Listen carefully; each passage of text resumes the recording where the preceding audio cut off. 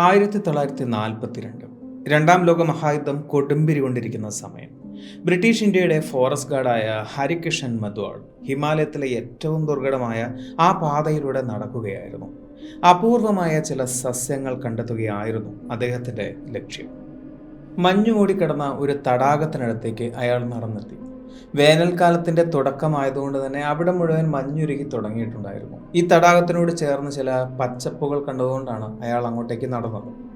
അവിടെ ചെന്ന് ആ തടാകത്തിലേക്ക് നോക്കിയ മദ്വാൾ മരവിച്ചു പോവുകയായിരുന്നു. അവിടെ ആ തെളിഞ്ഞ വെള്ളത്തിനടിയിലും തടാകത്തിന്റെ കരയിലുമായി നൂറുകണക്കിന് മനുഷ്യരുടെ അസ്ഥികൂടങ്ങൾ ചിതറിക്കിടക്കുന്നുണ്ടായിരുന്നു. ചിലതിൽ ഇപ്പോഴും മാംസവും മുടിയും അവശേഷിക്കുന്നുമുണ്ട്. കൊടും തണുപ്പിൽ ജീർണിക്കാതെ നിലനിൽക്കുന്ന 800-ൽ കൂടുതൽ മനുഷ്യ ശരീരങ്ങൾ, ജനവാസമില്ലാത്ത, ആർക്കും പെട്ടെന്ന് എത്തിപ്പെടാൻ കഴിയാത്ത ആ കൊടും മലമുകളിൽ ഇത്രയധികം മനുഷ്യരുടെ അസ്ഥികൂടങ്ങൾ എങ്ങനെ വന്നു? അതും ഒരു തടാകത്തിനുള്ളിൽ. പതിറ്റാണ്ടുകളായി കൊടികുത്തിയ ശാസ്ത്രജ്ഞന്മാരെയും ചരിത്രകാരന്മാരെയും മുട്ടുകുത്തിച്ച വട്ടം കറക്കിയ രൂപകുണ്ട് സ്കെൽട്ടൻ ലേക്ക് എന്ന നിഗൂഢതയെക്കുറിച്ചാണ് പറഞ്ഞു വരുന്നത്. അത്രയധികം മനുഷ്യരുടെ മൃതദേഹങ്ങൾ, അസ്ഥികൂടങ്ങൾ ഒരു തടാകത്തിൽ കിടക്കണമെങ്കിൽ അത് ഒരു കൂട്ടം ആളുകളെ കൊന്നു കുഴിച്ചു മൂടിയതായിരിക്കില്ലേ? അല്ലെങ്കിൽ ആ കുഴി പിന്നീട് തടാകമായി മാറിയതായിരിക്കില്ലേ? അയാൾ ചിന്തിച്ചു. ഉത്തരമില്ലാത്ത ഒരുപാട് ചോദ്യങ്ങൾ അതേക്കുറിച്ചുണ്ട്. അതിൽ ചില ഉത്തരങ്ങൾ ഞാൻ പറയാം. അതായത്, അവിടെ നിന്നും കണ്ടെത്തിയ അസ്ഥികൂടങ്ങളിൽ തലയോട്ടികളിൽ ബഹുഭൂരിപക്ഷവും എന്തോ ഭാരം കൂടിയ വലിയ ആയുധം കൊണ്ട് തല്ലി തകർത്ത രീതിയിലാണ്. എന്നാൽ അവിടങ്ങളിലൊന്നും അത്തരത്തിൽ യാതൊരുവിധ ആയുധങ്ങളും കണ്ടെത്തിയിട്ടില്ല. അങ്ങനെ ഒരു മനുഷ്യവാസമുള്ള പ്രദേശമാണ് എന്ന രീതിയിലുള്ള തെളിവുകളും കണ്ടെത്തിയിട്ടില്ല. മറ്റൊരു കാര്യം, ആ തടാകത്തിൽ കണ്ടെത്തിയ അസ്ഥികൂടങ്ങളിൽ പലതും പല കാലങ്ങളിലുള്ളതാണ് എന്നതിന് തെളിവുകളും കണ്ടെത്തിയിട്ടുണ്ട്. പറഞ്ഞു വരുന്നത് ഒരു സാധാരണ വിഷയമല്ല എന്ന് മനസ്സിലായില്ലേ? നമ്മുടെ രാജ്യത്തിന് പറയാനുള്ളത് നൂറ്റാണ്ടുകൾ പഴക്കമുള്ള അത്ഭുതപ്പെടുത്തുന്ന ഒരു കഥയാണ്. കയറിപ്പോരും ചങ്ങായിമാരെ, ബേപ്പൂർ സുൽത്താന്റെ ദുനിയാവിലേക്ക്.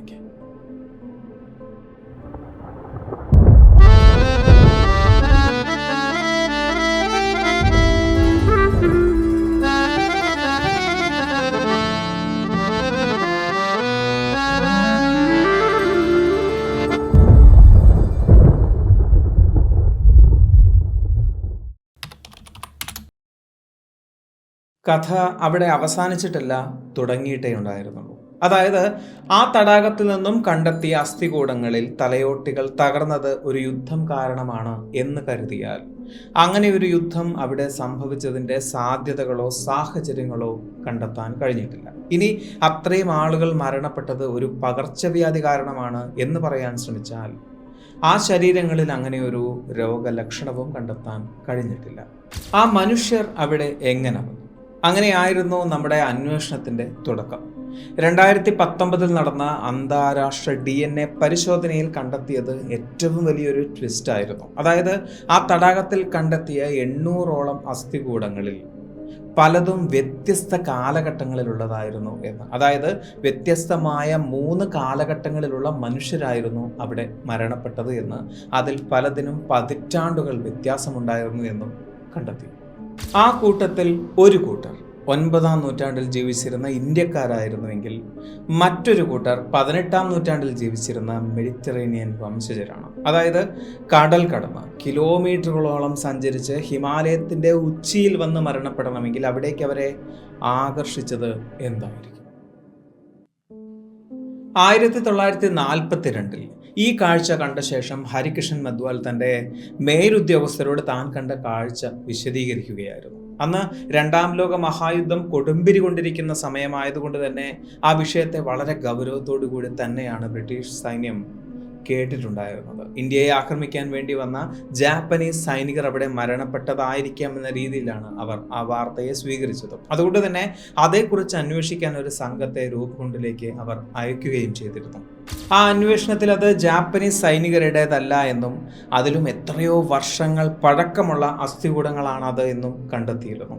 തീവ്രമായ തണുപ്പ് കാരണമാണ് അതിൽ പല ശരീരഭാഗങ്ങളും നശിക്കാതെ നിലനിൽക്കുന്നത് എന്നും അവർ കണ്ടെത്തിയിരുന്നു. എന്നാൽ യുദ്ധം നടക്കുന്ന സമയമായതുകൊണ്ട് തന്നെ ആ സമയത്തും ശേഷം ഒരു 10 കാലത്തോളവും അതേക്കുറിച്ച് കൂടുതൽ അന്വേഷണങ്ങളൊന്നും തന്നെ നടന്നിട്ടില്ല.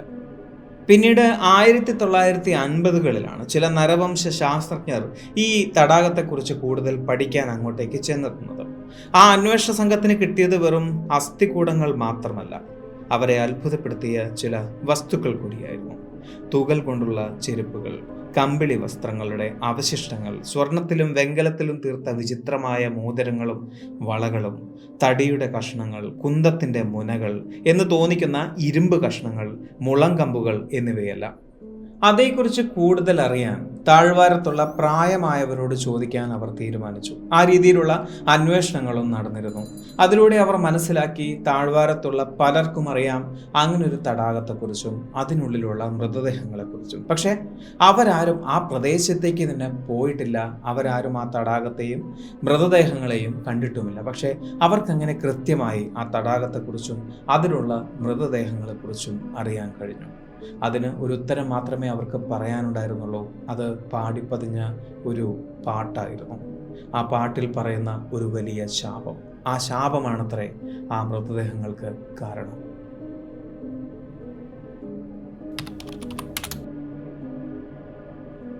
ഉത്തരാഖണ്ഡിലെ രൂപ്കുണ്ട് സ്കെലിട്ടൺ ലേക്കിൽ കാണപ്പെടുന്ന 800-ൽ കൂടുതൽ തലയോട്ടി തകർന്ന മനുഷ്യരുടെ അസ്ഥികൂടങ്ങൾക്ക് പിന്നിൽ ഒരു വലിയ ശാപമാണ് എന്ന് പറയപ്പെടുന്നു. തലമുറകൾ പോലും അങ്ങനെ വിശ്വസിക്കാനുള്ള കാരണം എന്തായിരിക്കും? അവിടെ യഥാർത്ഥത്തിൽ സംഭവിച്ചത് എന്തായിരിക്കും? പതിറ്റാണ്ടുകൾ വ്യത്യാസത്തിലുള്ള പല കാലങ്ങളിൽ പെടുന്ന മനുഷ്യരുടെ അസ്ഥികൂടങ്ങൾ ആ തടാകത്തിൽ എങ്ങനെ എത്തിയെന്ന് ശാസ്ത്രത്തിന് പോലും കൃത്യമായൊരു വിശദീകരണം പറയാൻ സാധിക്കാത്ത സമയത്ത് വിശദീകരിക്കപ്പെടുന്നത് ഒരു ശാപത്തിന്റെ കഥയാണ്. ആ കഥ തുടങ്ങുന്നത് ഇങ്ങനെയാണ്. കനൌജിലെ രാജാവായിരുന്ന രാജ ജസ്തവലും അദ്ദേഹത്തിന്റെ ഗർഭിണിയായ രാജ്ഞി റാണി ബൽബയും സംഘവും ഹിമാലയത്തിലെ നന്ദാദേവി തീർത്ഥാടനത്തിന് പോയ സമയം. രാജാവ് സന്തുഷ്ടനായിരുന്നു, പക്ഷെ ഗർഭിണിയായ രാജ്ഞി വിഷമത്തിലും. അതിന് കാരണം രാജാവും. ആചാരങ്ങൾ ലംഘിച്ചും ആഡംബരം കാണിച്ചും നർത്തകിമാരെ കൂട്ടിയുമാണ് രാജാവ് ആ യാത്ര ചെയ്തത്. ഇതിൽ കോപിഷ്ഠയായ നന്ദാദേവി അവരെ ശപിച്ചതായി പറയുന്നു. ആ ശാപത്തിൽ ആകാശം കരിങ്കല്ലുകൾ പോലെ കഷണങ്ങളായി അവർക്ക് മേലെ പതിച്ചതായി പറയപ്പെടുന്നുണ്ട്. രാജ്ഞിയൊഴികെ എല്ലാവരും അതിൽ മരണപ്പെടുകയും ചെയ്തു. അങ്ങനെ സൃഷ്ടിക്കപ്പെട്ട ഗർത്തമാണ് തടാകമായി മാറിയത് എന്നും അതിനുശേഷം ഗർഭിണിയായ രാജ്ഞിയെ ആരും കണ്ടിട്ടില്ല എന്നുമാണ് നാട്ടുകാർ ആ സംഭവത്തെക്കുറിച്ച് പാടുന്ന നാടൻ പാട്ടിൽ പറയുന്നത്. നന്ദാദേവിയുടെ ശാപത്തിൽ ആകാശം തകർന്ന് രാജാവും സംഘവും മരണപ്പെട്ടു എന്നത് ഒരു പുരാണ കഥയായി തന്നെ നമുക്ക് വിശ്വസിക്കാൻ സാധിക്കുകയുള്ളൂ. അതോടൊപ്പം ശാസ്ത്രം കണ്ടെത്തിയ ചില തെളിവുകൾ കൂടിയാവുമ്പോൾ ഒരുപാട് ചോദ്യങ്ങൾക്കുള്ള ഉത്തരം നമ്മൾ കണ്ടെത്തിയിട്ടുണ്ട്. പക്ഷേ അപ്പോഴും ചില ചോദ്യങ്ങൾ നിലനിൽക്കുന്നു. അതായത് രാജാവും സംഘവും എന്തോ കാരണം കൊണ്ട് മരണപ്പെട്ടു, അതിനോട് ചേർന്ന് ചിലർ ചില ശാപകഥകൾ പാടി നടക്കുന്നു എന്നത് യാഥാർത്ഥ്യമായിരിക്കാം. പക്ഷേ 18-ാം നൂറ്റാണ്ടിൽ ജീവിച്ചിരുന്ന മെഡിറ്ററേനിയൻ വംശജർ എങ്ങനെയാണ് ഹിമാലയത്തിലിരിക്കുന്ന ഈ ഒരു തടാകത്തിലേക്ക് വന്നെത്തിയത്? അവരും 9-ാം നൂറ്റാണ്ടിൽ മരണപ്പെട്ട രാജാവും സംഘവും മരണപ്പെട്ടത് പോലെ തന്നെ തലയോട്ടി തകർന്ന് മരണപ്പെടാനുള്ള കാരണം എന്തായിരിക്കും? ഇനി അതിലൂടെ സഞ്ചരിക്കുന്നവരെ എല്ലാവരെയും നന്ദാദേവിയുടെ ശാപം പിന്തുടരുന്നുണ്ടാവുമോ? അവരൊക്കെ ആ രീതിയിൽ തന്നെ മരണപ്പെടും എന്നാണോ പറഞ്ഞു വരുന്നത്? യൂറോപ്പിലെ മെഡിറ്ററേനിയൻ പ്രദേശത്ത് നിന്നും, പ്രത്യേകിച്ച് ഗ്രീസ്, ക്രീറ്റ് ദ്വീപുകൾ തുടങ്ങിയ പ്രദേശത്ത് നിന്നും ഹിമാലയത്തിലേക്ക് ഒരു കൂട്ടം മനുഷ്യർ വന്നെത്തണമെങ്കിൽ അതിന് പ്രധാനമായും ചില കാരണങ്ങളുണ്ട്. കാരണം ഈ അസ്ഥികൂടങ്ങളിലൂടെ മനസ്സിലാക്കാൻ സാധിച്ചത് അവർ ജീവിച്ചിരുന്ന കാലഘട്ടം 1800-കളാണ്. അങ്ങനെയുള്ളവർ ഹിമാലയത്തിൽ വന്നെത്തണമെങ്കിൽ ഒന്നുകിൽ അവർ വ്യാപാരികളായിരിക്കും, അല്ലെങ്കിൽ പട്ടാളക്കാരായിരിക്കും, അതുമല്ലെങ്കിൽ ചില തീർത്ഥാടകരോ അല്ലെങ്കിൽ എന്തെങ്കിലും ശാസ്ത്രജ്ഞരോ ആയിരിക്കും. സിൽക്ക് റൂട്ട് വഴിയോ അല്ലാതെയോ ഇന്ത്യയുമായി കച്ചവടത്തിൽ ഏർപ്പെട്ടിരുന്ന വിദേശ വ്യാപാരികളുടെ ഒരു സംഘം ഒരുപക്ഷെ വഴിതെറ്റി ഈ ദുർഘടമായ ഹിമാലയൻ പാതയിലൂടെ എത്തിപ്പെട്ടതാകാം.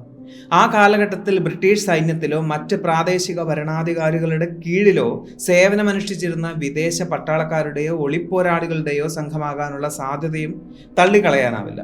വിചിത്രമായ വഴികൾ തേടിയിറങ്ങിയ സഞ്ചാരികളോ അല്ലെങ്കിൽ ഇന്ത്യൻ സംസ്കാരത്തെക്കുറിച്ച് പഠിക്കാൻ വന്നവരോ ആകാമെന്നും നിരീക്ഷകർ പറയുന്നുണ്ട്.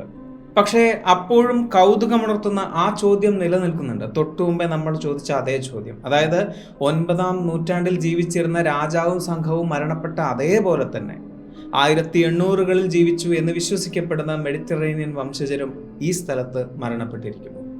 ഒരേ സ്ഥലത്ത് ഒരേപോലെ വ്യത്യസ്ത കാലങ്ങളിൽ 2 കൂട്ടം മനുഷ്യർ മരണപ്പെട്ടിരിക്കുന്നു എന്ന്.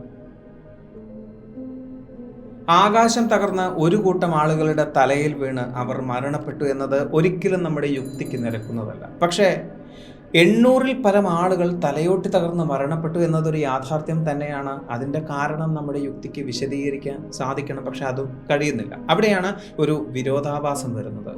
ഇവിടെ വിശ്വസിച്ചാലും ഇല്ലെങ്കിലും നന്ദാദേവിയുടെ ശാപത്തെ വിശദീകരിച്ചുകൊണ്ട് പാടിയ ആ നാടൻ പാട്ടാണ് ഈ രഹസ്യം തെളിയിച്ചത്.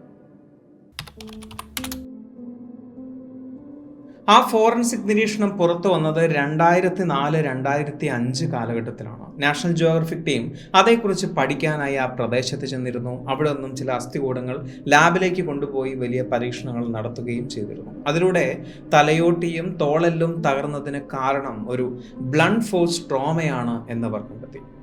മൂർച്ചയില്ലാത്തൊരു വസ്തു കൊണ്ട് ശരീരത്തിൽ ഏൽക്കുന്ന കനത്ത ആഘാതത്തെയാണ് ബ്ലണ്ട് ഫോഴ്സ് ട്രോമ എന്ന് പറയുന്നത്. വാളോ കുന്തമോ കത്തിയോ പോലെ ശരീരത്തിലേക്ക് തുളച്ചു കയറുന്നതിനെ പെനട്രേറ്റിംഗ് ട്രോമ എന്നും പറയുന്നു. ക്രിക്കറ്റ് ബാറ്റ്, ഇരുമ്പ് വടി, കല്ല്, തറയിൽ ചെന്ന് വീഴുക എന്നിവയെല്ലാം ബ്ലണ്ട് ഫോഴ്സ് ട്രോമയ്ക്ക് ഉദാഹരണമാണ്.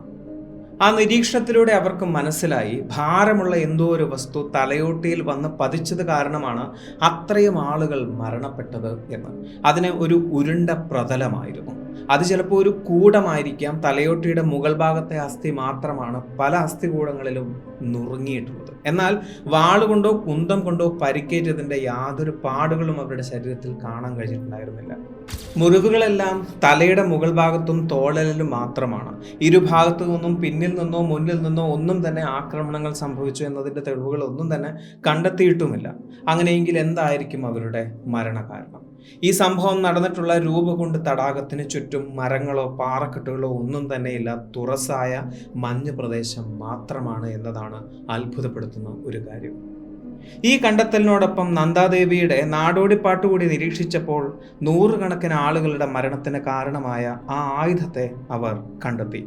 ആ പാട്ടിൽ ഇരുമ്പ് പോലുള്ള കരിങ്കല്ലുകൾ എന്നൊരു വാക്ക് പ്രാദേശിക ഭാഷയിൽ അവർ കണ്ടെത്തിയിരുന്നു. ആ പാട്ടുകളിലെ വരികളുടെ അർത്ഥം ഏകദേശം ഇങ്ങനെയാണ്: കോപിഷ്ഠിയായ നന്ദാദേവിയുടെ ശാപം മൂലം ആകാശം അവർക്ക് നേരെ ഇരുമ്പ് പോലുള്ള കരിങ്കല്ലുകൾ മഴ പെയ്ച്ചു. അഭയം തേടാൻ ഒരിടവുമില്ലാതെ ആ മലമുകളിൽ വെച്ച് ഇരുമ്പ് കല്ലുകൾ തലയിൽ പതിച്ച് രാജാവും സംഘവും അവിടെ തന്നെ തല തകർന്ന് മരിച്ചു എന്നും. അങ്ങനെ ലഭിച്ച ഒരു ആശയത്തിലൂടെ അവർ മുന്നോട്ട് പോയി. അതായത് ചുറ്റും മരങ്ങളോ പാറക്കെട്ടുകളോ ഒന്നുമില്ലാതെ തുറസായ മഞ്ഞ് വീണ ഒരു പ്രദേശം, അവിടെ ആകാശത്തു നിന്നും വീഴുന്നത് എന്തായിരിക്കും? ഉത്തരം ആലിപ്പഴം.